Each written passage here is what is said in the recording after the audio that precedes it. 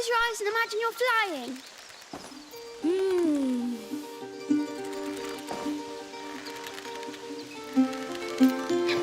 Can we have a swing in our next home?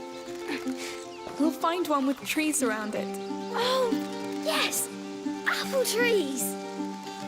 Hey, I've flown enough, I think. A Plague Tale Requiem is a survival horror game that is based in a world around the time of the Black Plague, and it is the follow-up to A Plague Tale Innocence from 2019, and this game released in October of 2022, so it's a fairly recent release. The game is on Game Pass, and we figured we might as well give it a try, considering we do have Game Pass, and the game's graphics looked absolutely stunning, and they apparently used the proprietary engine, which is just one of the best that I've seen at doing foliage as well as hair. And the premise of the game is pretty simple. You live in a world of just a lot of evil shit happening, including a plague going around and all sorts of people killing each other. And because of this, it seems that rats have taken over every dark area, and every light area has been taken over by killer human beings. The game focuses heavily on not doing any combat. You're not able to really go up and like stealth take out people. You can kill some people throughout the game if you hit them enough. However, usually hitting them is just meant to blind them for a short period of time, so that way you can get away. The game focuses heavily on being able to move slowly and move quietly, and if you get up and try to run at any point, then you will be spotted. It's a pretty difficult game in some ways and easy in others. Once you figure out the area that you're trying to get through, getting set back to the beginning because you weren't able to make it through the first time to a checkpoint really isn't that big of a deal, considering each time you go through, you learn a new way that you can do something. The level design is pretty fantastic, and there's always another area that you can climb through if it seems like you're always being taken directly into the center of a bunch of people. And when you do actually attack people, even though you're not supposed to, you use a slingshot, and you can also slingshot things like pine cones and also like chains to break people free.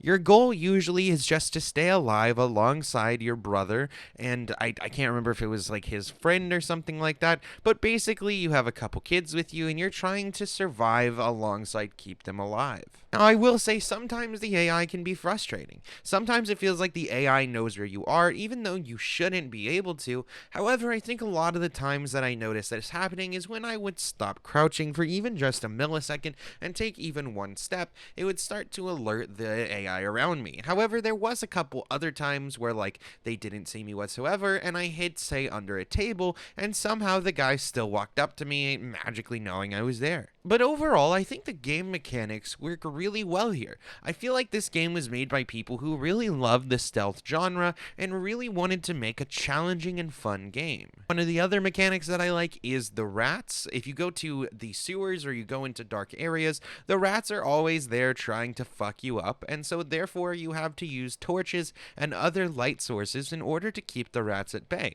It's pretty terrifying walking through dark areas and having all these rats so fucking scattered across through shit that they're like piling on top of each other. It's a really crazy thing to look at and feels really creepy. And I think that's what this game does best in my view. I think it sets a really good atmosphere and sets up a really, really crazy and intense world that makes sense that you're not going to want to just go around fighting these dudes. You're a young girl with a young brother, and you know, you're not just going to be using fisticuffs. However, one of the issues I had is that the game does get a little repetitive at times.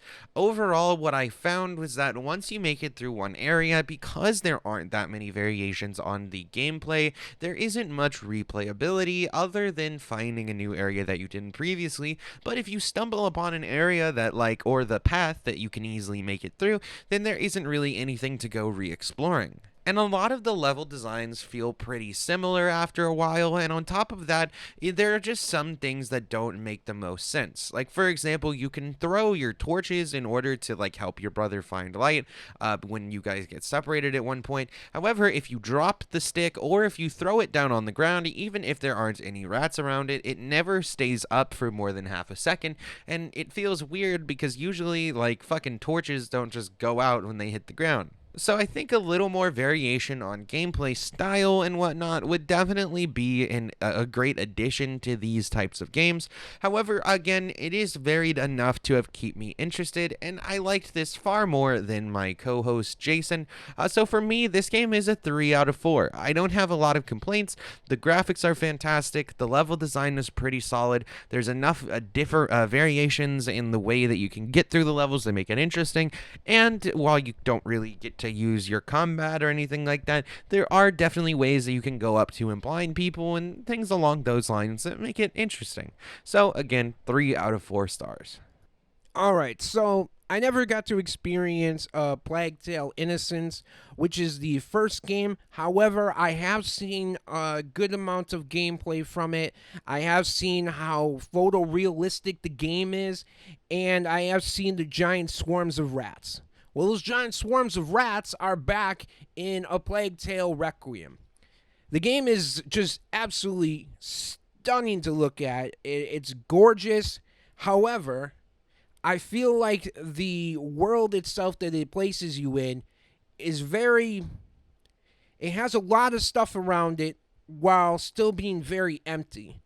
Most areas you really can't go to. The game will just block you off. So there was a part in this game when we were playing where there was a crowd that you have to traverse through the crowd. Mind you, you can't go through, so you have to duck down and then get through the crowd that way because some weird reason the game has a wall, an invisible wall to block you off, but you have to go to that area. There's a lot of that throughout this game.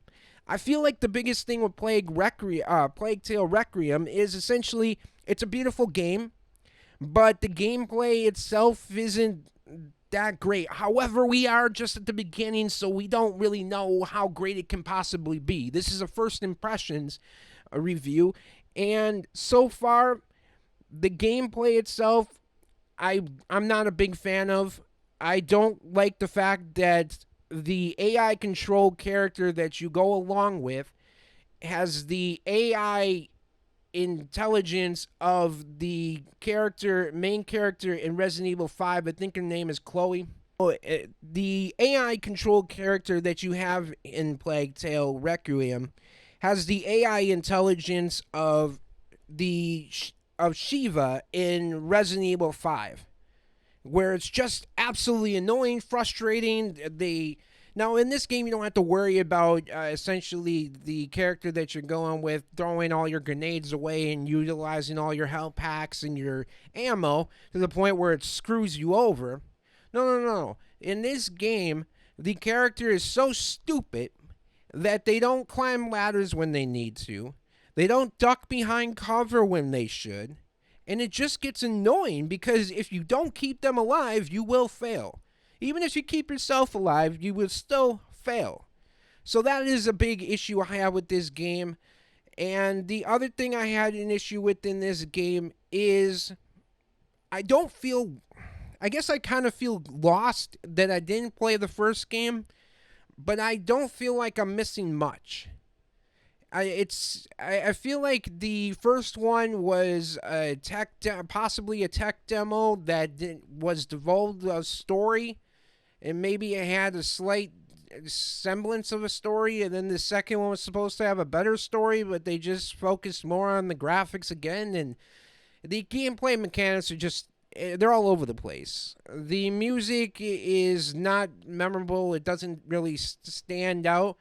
The voice actors are pretty decent. I will say that is one thing I do enjoy about this game. It has really good voice actors. The physics on the child, the brother, their face just looks like it's unfinished. So it looks really weird. But overall, A Plague Tale Requiem, I am honestly not a big fan of.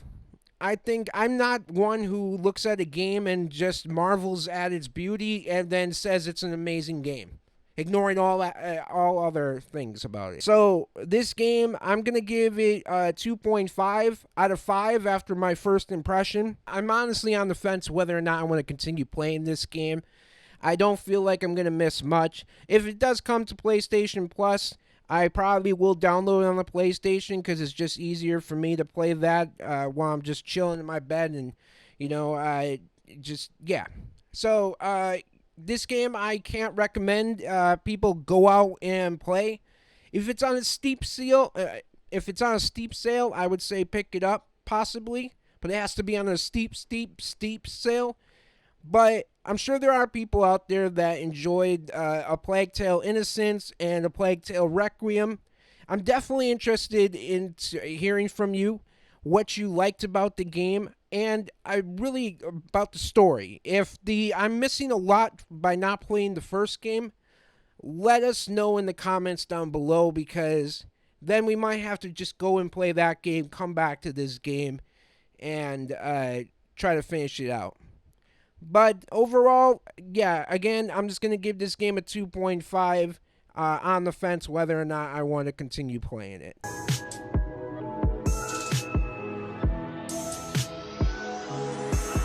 I spaced out of my head to the depths of the universe.